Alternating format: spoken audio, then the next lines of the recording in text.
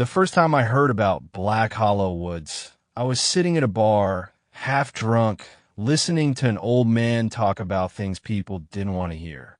"You ever been out that way?" he asked, leaning in, his whiskey breath thick in the air. I shook my head. "Good," he muttered.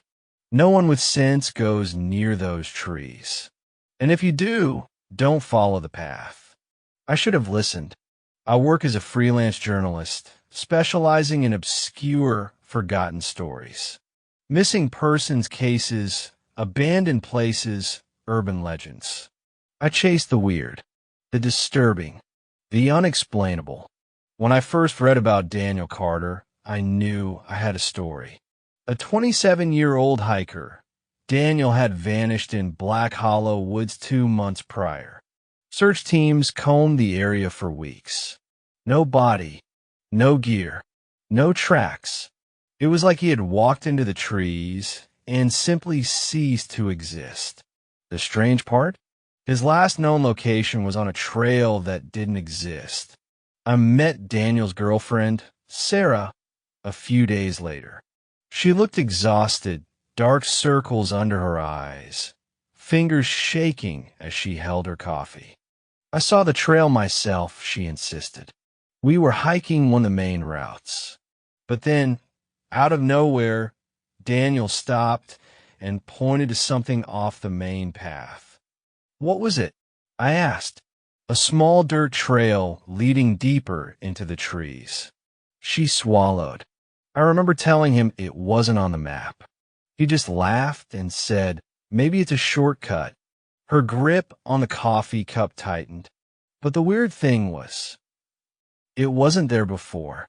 We had walked that route 3 times before, and I swear to you, that path was never there. She paused. Daniel wanted to check it out. He stepped onto the path, walked a few feet in, and then she trailed off, her eyes unfocused, distant. And then what? She licked her lips. He turned around and waved at me. He was smiling. I looked down for maybe 2 seconds to adjust my bag, and when I looked back up, she inhaled sharply. He was gone. That night, I booked a cheap motel near the woods. The place smelled of mildew and stale smoke. The walls were thin. I could hear a couple arguing in the next room, a baby crying down the hall. I lay in bed, staring at the ceiling, reading through old news reports. Daniel wasn't the first person to disappear in Black Hollow Woods. Over the past 30 years, at least 8 others had gone missing. Each one had last been seen near an unmarked trail. Each case had no signs of struggle, no footprints, no clues. And each one, every single one, had been accompanied by strange reports of distant screaming at night. My stomach twisted. I turned off the light. I barely slept. Somewhere, out in the trees beyond the motel, I swore I heard something. Something faint. Something that almost sounded like a scream. The next morning, I packed a small bag, flashlight, knife, extra phone battery, and drove out to Black Hollow Woods. The entrance was nothing special. A small wooden sign, a gravel parking lot, a basic map pinned to a weathered board. I started walking. The main trail was well worn, but the deeper I went, the quieter everything became. No birds, no rustling leaves, just my own footsteps. An hour in, I stopped. There it was. The trail that wasn't supposed to exist. A narrow dirt path, barely wide enough for one person, vanishing into the trees. I pulled out my phone and snapped a picture. Then I took a deep breath and stepped onto the path. At first, it felt like any other trail. The dirt was soft, the air damp. But after 10 minutes, I started feeling uneasy. The trees felt too close, their branches pressing in, blocking out the sky. The air smelled different. Rotten, damp wood. And then I heard something behind me. A rustling. Soft. Deliberate. I turned. Nothing. Just trees. I swallowed hard and kept walking. 5 minutes later, I heard it again. This time I spun around fast, and I saw them. Footprints. Deep in the soft dirt right behind me. But there was only one set. Mine. My breath hitched. My mind raced. I wasn't alone. Something was following me. And then, just beyond the trees, I heard the first scream. The scream cut through the silence like a knife. It wasn't an animal. It wasn't the wind. It was human. I froze, heart hammering, every nerve in my body screaming at me to run.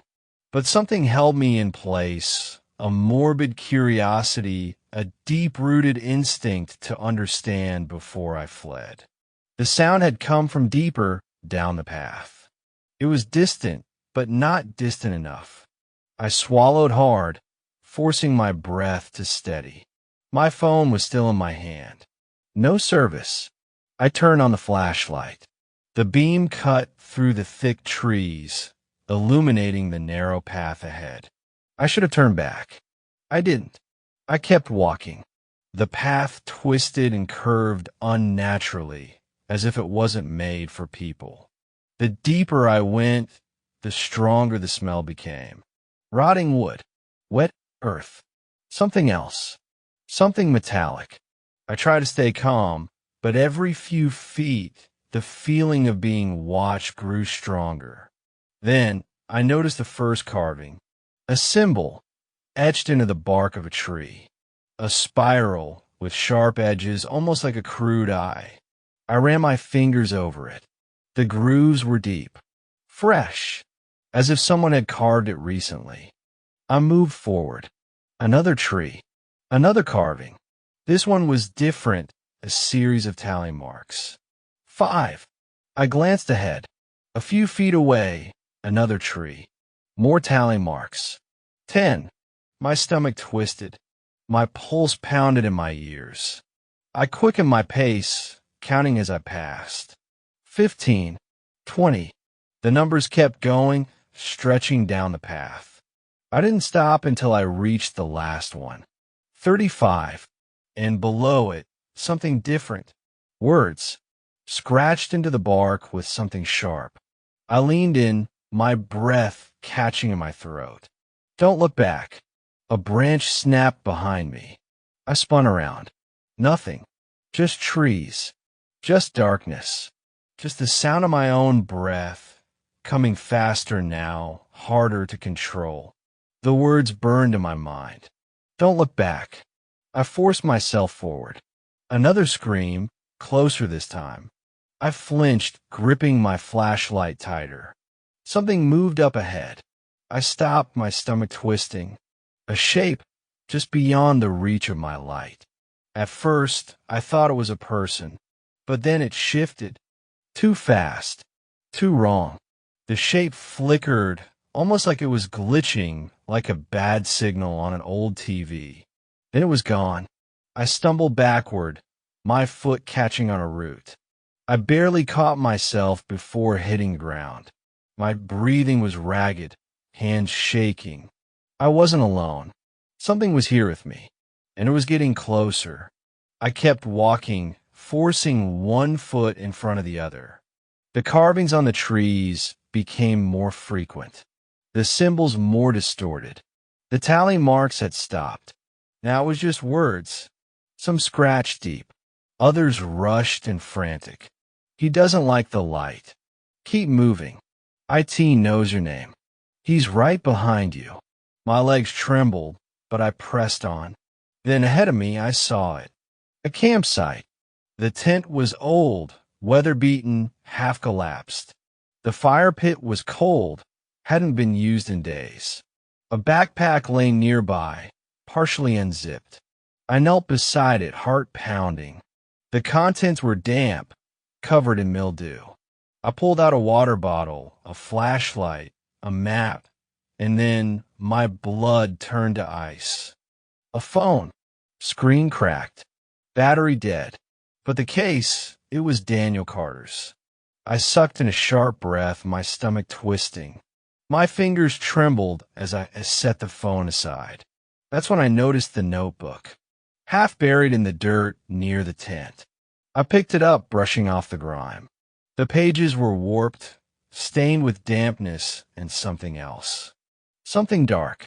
The first page had only one sentence, scrawled in shaky, uneven handwriting. If you find this, it's already too late. I turned the page. More words. Disorganized. Scratched in desperation. The path moves. The trees whisper at night. The screaming never stops. I see him when I close my eyes. He has no face. He hums when he gets close. My breath hitched. I clutched the notebook tighter. A low humming sound drifted through the trees. Soft, deep, right behind me. I turned slowly, every muscle in my body locking up. The forest was silent. The trees stretched tall, skeletal against the night sky. But between them, something stood. A figure. Tall, motionless, featureless. My flashlight flickered. The thing tilted its head. Then, without a sound, it stepped closer. My body reacted before my brain did. I ran. I tore through the trees, branches whipping against my arms. My lungs burned, legs screaming in protest. The path was different now, twisting, leading me in directions I didn't recognize. Behind me, the humming grew louder. Closer. I didn't dare look back. Don't look back. The carvings blurred past me, words, warnings, symbols. Then a fork in the path. Two directions. One led deeper into the woods.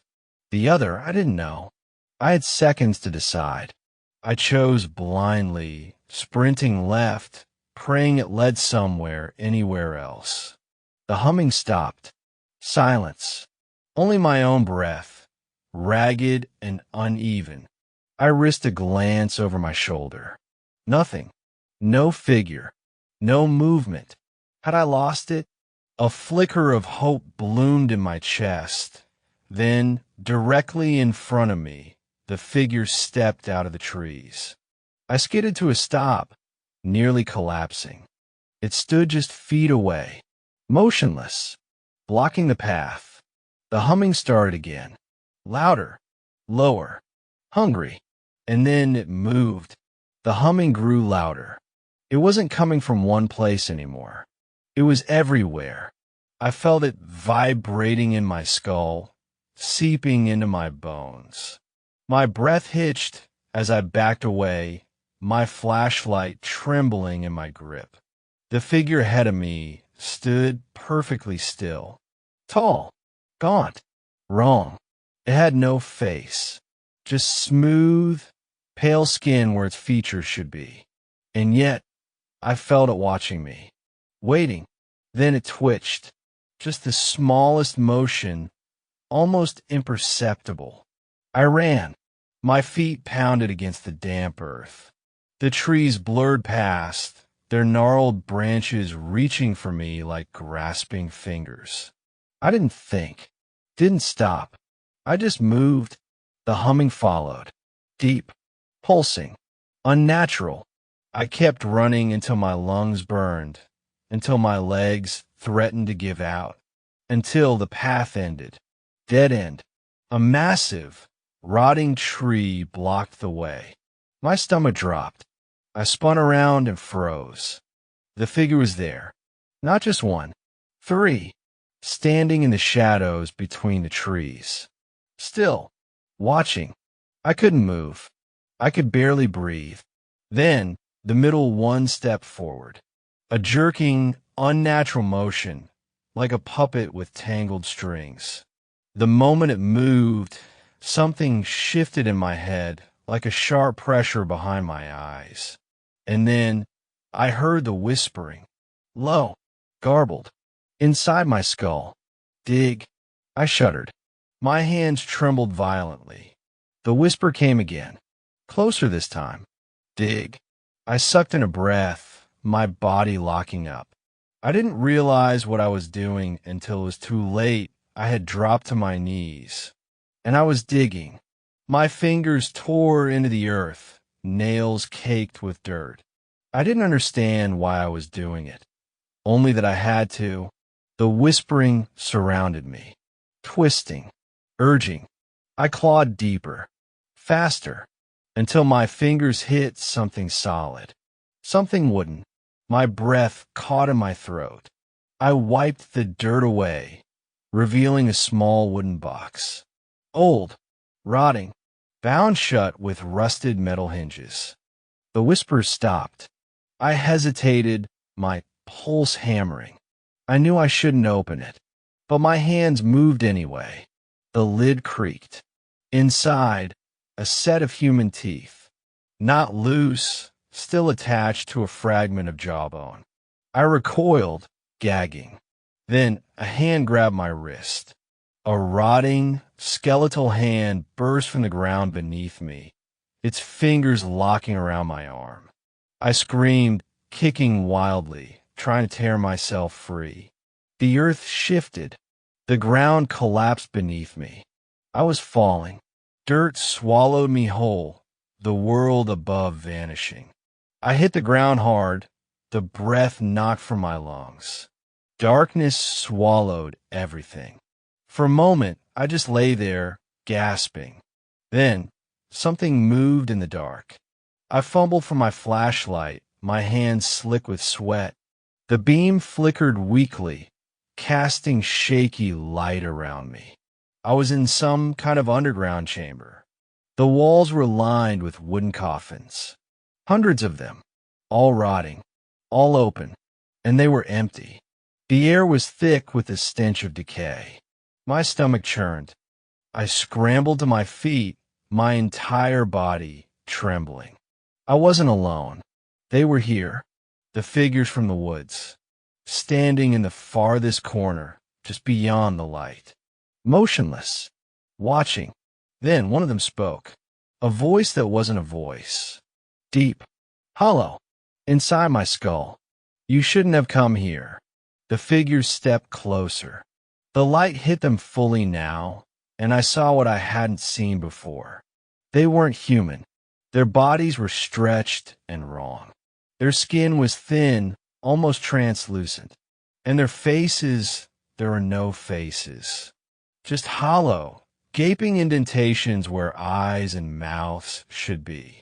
The humming returned, louder than before. It rattled inside my bones, inside my mind. You have to leave, the voice whispered.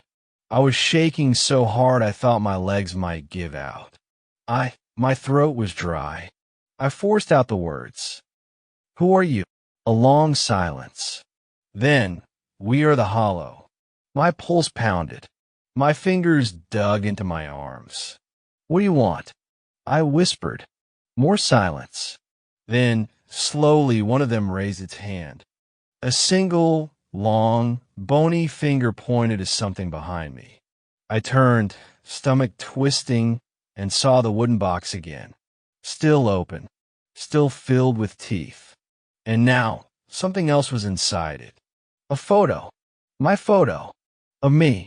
Taken from behind. I staggered back, my breath coming in sharp gasps. Ow! My voice cracked. You must leave, the hollow one whispered, or he will find you. I swallowed hard. My legs felt like they didn't belong to me anymore. I turned, searching for a way out. The chamber was closing in. The walls looked closer than before. The coffins seemed to move, shifting in the dim light. I had to get out. I spotted a tunnel in the far corner, just wide enough for me to squeeze through. I ran for it. The humming grew deafening. The hollow ones watched me go. None of them followed. But as I crawled through the tunnel, heart pounding, dirt filling my lungs, I heard one last whisper. Don't look back. I didn't, but I felt it. Something was following me, and it was getting closer. The tunnel felt endless. The air was thick, heavy with the scent of damp earth and rot.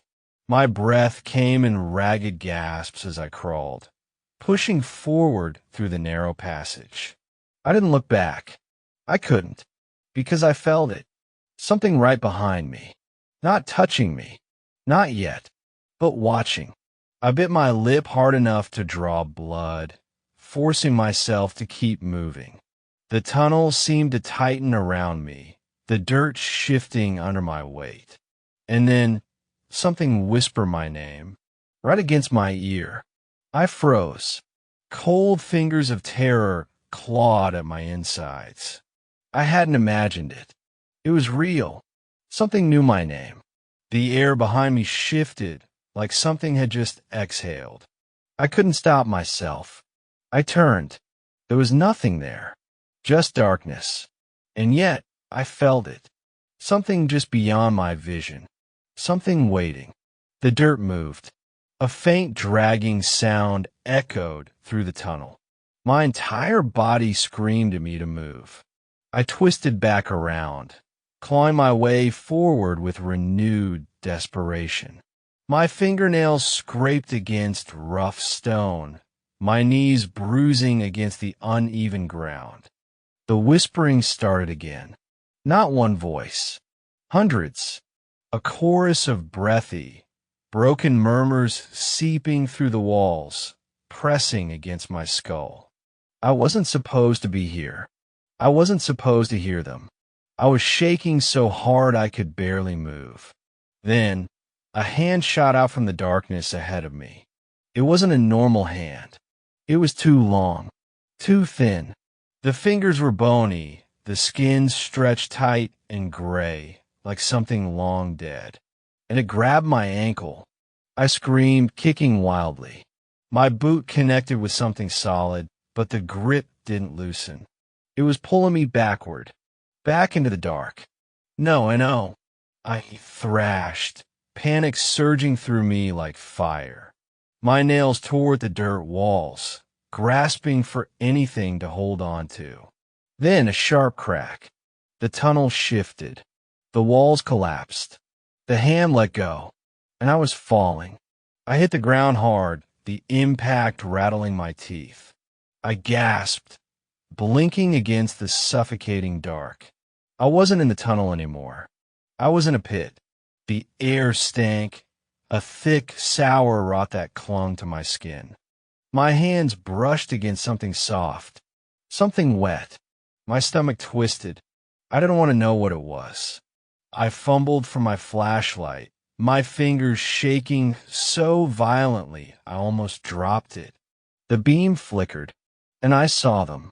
Bodies, dozens of them, some half buried in the dirt, some twisted into impossible shapes, some with faces stretched into silent screams. My stomach lurched. I staggered to my feet, barely able to breathe. I had to get out. Now. Then something moved. A soft gurgling sound echoed through the pit. I whipped around, heart hammering. One of the bodies twitched. Its head snapped toward me, though its neck was clearly broken. The mouth opened wider than it should have, and it hummed. The same tune I had heard before. Low, haunting. The others stirred. More faces turned toward me, their bodies shifting in unnatural, jerking motions. The humming grew louder. I couldn't move.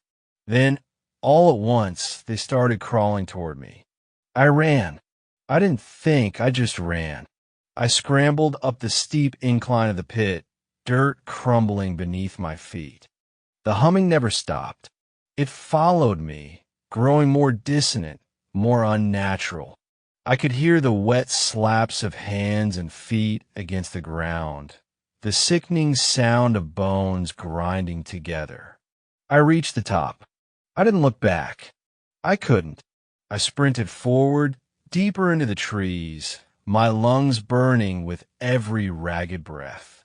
Then I saw light, a faint glow filtering through the trees ahead. I ran toward it, my vision swimming. The light grew brighter, until I realized it wasn't daylight. It was fire. A small, decrepit cabin stood in the middle of the clearing, and it was burning. Flames licked at the rotting wood, but there was no smoke, no sound. The fire didn't crackle. It just existed, silent and unnatural. Something about it felt wrong, like it wasn't really there. And then I saw the figure standing inside the flames. Tall, motionless, watching me. The humming stopped. The air shifted. And I knew this was the thing that had been following me. It took a step forward. The fire didn't touch it. My body locked up. Every instinct screamed at me to run, but I couldn't, because the moment I looked into its face, I understood. It had been waiting for me this whole time, and now it was too late to leave. The figure stood motionless inside the fire. I could barely breathe. The flames licked at its body, but it didn't burn, didn't even flinch. And then it moved. A slow, deliberate step forward. The fire parted around it, folding away like a curtain, and I saw its face. My mind refused to comprehend it. It was wrong. The face of someone I knew. Me. I staggered backward, my stomach twisting. The thing inside the fire was me. Not an exact reflection. No, something was off. The features were stretched, the eyes too wide, the mouth fixed in an eerie, knowing grin. And the worst part? It blinked, not like a person, but like something learning how to mimic one. A slow, deliberate shudder of the eyelids, too synchronized, too calculated. Then it spoke, and my own voice came out. You've come so far. The words echoed unnaturally, as if spoken in an empty, cavernous space. I shook my head, stumbling back further. What are you? My voice was hoarse. It tilted its head, watching me. You already know. I didn't. I refused to. Then it took another step forward. The ground beneath me shifted. No, it breathed. The earth swelled and fell, as if something massive was buried just below the surface. And then I heard it, the humming, a chorus of voices rising from the ground itself. The dirt split open at my feet. A hand emerged, then another, and another, dozens of them, pale, twisting fingers clawing their way up from the soil. The bodies from the pit, they were everywhere now. Their mouths moved in unison, the eerie humming growing into a low, droning wail. I tried to move, but the earth held me in place. The figure stepped closer, its grinning face only inches from mine. You belong here now. The words weren't a threat. They were a statement of fact. The moment I stepped into these woods, I had become part of them, and there was no leaving. Not unless I took someone else's place. My mind raced. I had read the stories, the legends, people who wandered too deep into the woods and never came back, because they weren't allowed to, not until someone else took their place. That was the price. That was how the cycle continued. That's why some people made it out, but not all of them. The thing where my face leaned in. Choose. I couldn't think, couldn't breathe. All around me, the figures crawled from the earth, their broken bodies twisting, eyes locked on me.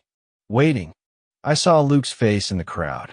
His eyes were wide, but there was nothing human left in them. He was one of them now. I had to get out.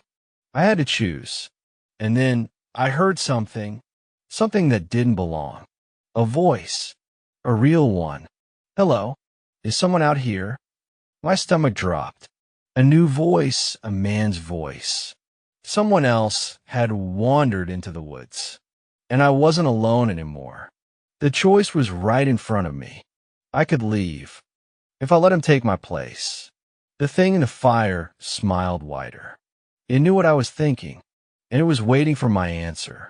The humming grew louder, rising to a fever pitch.